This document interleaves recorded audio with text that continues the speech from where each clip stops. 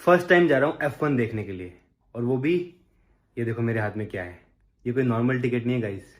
ये जो टिकट है इसका प्राइस मैं आपको बताता हूँ, ये 20 लाख रुपए की एक टिकट है। तो मजा आने वाला, आपको दिखाऊंगा कंप्लीट। टिकट मैंने डाल ली है, फिलहाल निकलते हैं, चलो। तो भाई हमारी गाड़ी आ चुकी है गाइस, तो फिलहाल निकल गए हैं, और मेरा तो फर्स्ट टाइम है F1। तो देखते हैं भाई कैसा एक्सपीरियंस रहता है, आप लोगों को दिखाता हूँ क्या क्या होगा वहाँ पे। फाइनली आप जा रहे हैं पेडो क्लब। भाई चेकिंग बहुत है यार सब जगह। तो गाइस आ चुके हैं अपने एरिया में फाइनली। और गाइस देखो यहाँ से दिखेंगी सारी गाड़ियाँ हमको, सारी रेस यहाँ से। तो ये एरिया है हमारा वाला, देखो ये पूरा।